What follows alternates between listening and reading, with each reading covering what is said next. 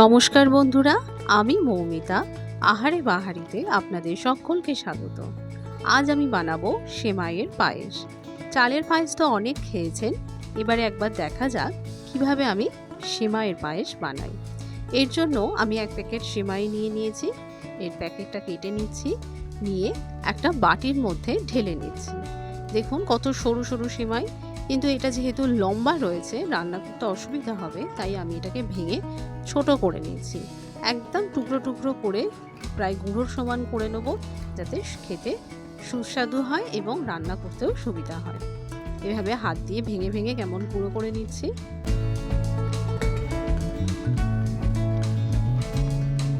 দেখুন কেমন ছোট ছোট পিস করে নিয়েছি। দেখুন সাইজটা। এবারে গ্যাসে কড়াই বসিয়ে নিয়েছি, এখানে দিয়ে দিচ্ছি 1 চামচ ঘি। ঘিটাকে অল্প একটু গলতে দিই। এই ঘিয়ের মধ্যে আমি সেমাইটাকে ভালো করে ভেজে নেব, তবে পুড়িয়ে ফেললে হবে না, হালকা ফ্রাই করে নেব, তাতে খেতে ভালো লাগবে।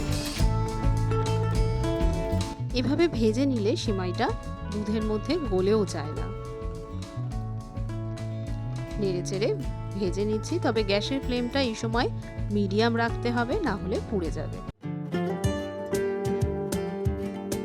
সেমাইটাই যাতে ভালো করে ঘিয়ের মধ্যে মিশে যায় সেটা খেয়াল রাখতে হবে। দেখুন কেমন কালার এসেছে ভাজার পর। এর থেকে বেশি ভাজবো না, না হলে কিন্তু পুড়ে যাবে আর তেতো লাগবে। এটাকে নামিয়ে রেখে দুধ বসিয়ে দিয়েছি। একটা ডেচকিতে দুধ বসিয়ে দিয়েছি। এখানে 1/2 লিটার দুধ রয়েছে। এর মধ্যে দিয়ে দিয়েছি 4টে এলাচ। এলাচগুলোর মুখ ফাটিয়ে দিয়েছি। এবার গ্যাসের ফ্লেমটা বাড়িয়ে দিয়ে দুধটাকে ভালো করে ফুটিয়ে নিচ্ছি। দেখুন কেমন ফুটে গেছে।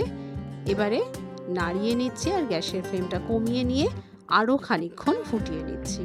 দুধ যত গাঢ় হবে সেমাই খেতে তত সুন্দর হবে। বেশ খানিকক্ষণ ফুটিয়ে নিয়েছি। এবারে এর মধ্যে দিয়ে দিচ্ছি পরিমাণ মতো চিনি।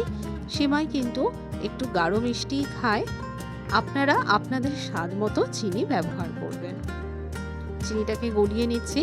এর ফলে দুধটা আরও একটু পাতলা হয়ে যাবে, তাই খানিকক্ষণ আরও দুধটা ফুটিয়ে নিতে হবে।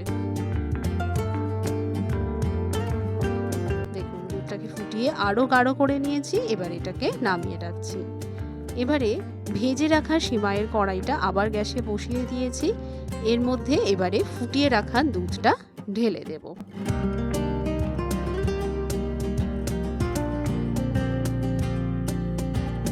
দুধটা ঢেলে দিচ্ছি আস্তে আস্তে।